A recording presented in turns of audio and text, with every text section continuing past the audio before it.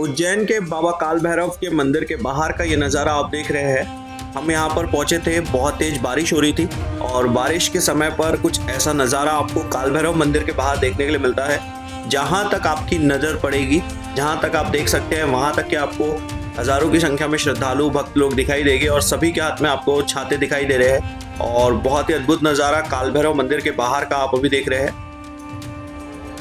जय श्री महाकाल, हर हर महादेव। दोस्तों, मेरा नाम है चंद्रशेखर। आप देख रहे हैं ट्रैवल वृत्तांत यूट्यूब चैनल और मैं इस वक्त हूँ बाबा काल भैरव के धाम उज्जैन में, काल भैरव मंदिर के पास। और बारिश के टाइम पे बहुत ही अद्भुत नज़ारा काल भैरव मंदिर का आप देख रहे हैं और साथ ही बहुत ही अद्भुत जानकारी आज के इस वीडियो में हम जानेंगे। तो पूरा वीडियो ज़रूर देखिएगा। हर हर महादेव, जय श्री काल भैरव।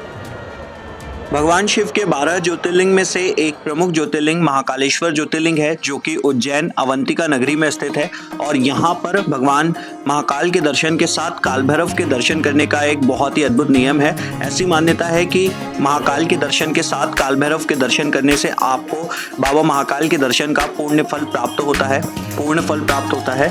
और इसी को ध्यान में रखते हुए हम भी महाकाल के दर्शन करने के बाद निकल पड़ते हैं काल भैरव के दर्शन करने के लिए, जो कि महाकाल मंदिर से लगभग 5 किलोमीटर की दूरी पर है। तो अगर आप भी उज्जैन अवंतिका नगरी आते हैं महाकालेश्वर मंदिर में दर्शन करने के लिए, तो आप यहां पर पहुंचने के बाद बाबा महाकाल के दर्शन के बाद ही महाकालेश्वर मंदिर के पास से ही आपको इस प्रकार से बहुत ही कम बजट में आपको ई रिक्शा मिल जाता है, जो कि 300 रुपये में, अगर आप ग्रुप में आते हैं तो आप 4 लोग इस ई रिक्शा में बैठ सकते हैं और आपको मात्र 300 रुपये में यह ई रिक्शा मिलता है, जिसे आप बहुत ही शानदार तरीके से ई रिक्शा के माध्यम से 5 ऐसे प्लेसेस जहां पर जाकर बहुत ही आसानी से दर्शन कर सकते हैं, जिसमें प्रमुखतः काल भैरव का मंदिर होता है, मंगलनाथ का मंदिर होता है और गढ़कालिका माता मंदिर होता है। और उसी के साथ में भगवान कृष्ण की जो विद्या स्थली है, जहाँ पर भगवान कृष्ण ने विद्या ग्रहण करी थी, सांदीपनी आश्रम, वहाँ पर भी आप ई रिक्शा से जा सकते हैं। तो इस प्रकार से 5 ऐसे प्लेसेस होते हैं जो कि आप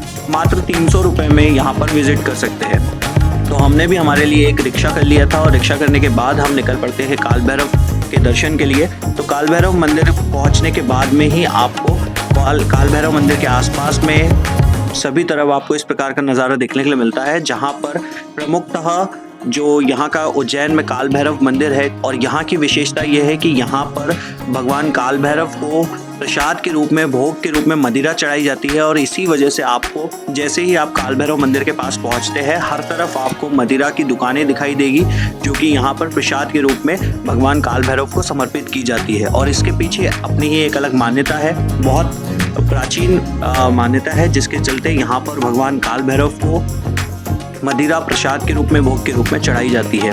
तो हम यहाँ पर पहुँचते हैं। पहुँचने के बाद कुछ इस प्रकार का नज़ारा हमें देखने के लिए मिलता है, क्योंकि हम जो टाइम पर यहाँ पर गए हुए थे उस टाइम पर बारिश बहुत ज़्यादा हो रही थी। और जैसा कि आप सभी लोग जानते हैं, अभी बारिश पूरे भारत में ही बहुत अधिक मात्रा में बारिश हो रही है। और ऐसा ही कुछ नज़ारा हमें उज्जैन में भी देखने के लिए मिला। जैसे ही हम पहुँचते हैं तो उज्जैन महाकालिक के मंदिर में भी बहुत तेज़ बारिश आ रही थी और काल भैरव का दर्शन करने के लिए हम पहुँचे तो वहाँ पर भी कुछ ऐसा ही नज़ारा आपको देखने के लिए मिलता है। वैसे अगर आप भी उज्जैन में बाबा महाकाल के दर्शन करने का प्लान बना रहे हैं तो आप यहाँ पर आ सकते हैं। और यहाँ दर्शन के लिए बेस्ट टाइम आपको अक्टूबर के बाद में देखने के लिए मिलता है, क्योंकि ठंड का सीज़न रहता है और ठंड के टाइम पे आपको मौसम काफ़ी अच्छा मिलता है। इसी के साथ में आप गर्मी में भी यहाँ पर आ सकते हैं, लेकिन बहुत गर्म टेम्परेचर यहाँ पर होता है। और उसी के साथ में आप देख सकते हैं बारिश में भी बहुत सारे लोग यहाँ पर विजिट करते हैं। वैसे तो भगवान के मंदिर जाने के लिए आपको कोई दर्शन के लिए किसी विशेष मौसम की ज़रूरत नहीं होती, आप जब चाहे तब जा सकते हैं। लेकिन फिर भी अगर आप मौसम को ध्यान में रखते हुए जाना चाहते हैं तो आप ठंड के सीज़न में यहाँ पर बहुत ही अच्छे तरीके से बाबा महाकाल के दर्शन कर सकते हैं। आपको रहने और खाने पीने की भी बहुत अच्छी सुविधा यहाँ पर मिल जाती है, जो कि उज्जैन के महाकाल मंदिर के आसपास में ही आपको बहुत सारे होटल और बहुत सारे रेस्टोरेंट देखने के लिए मिल जाते हैं।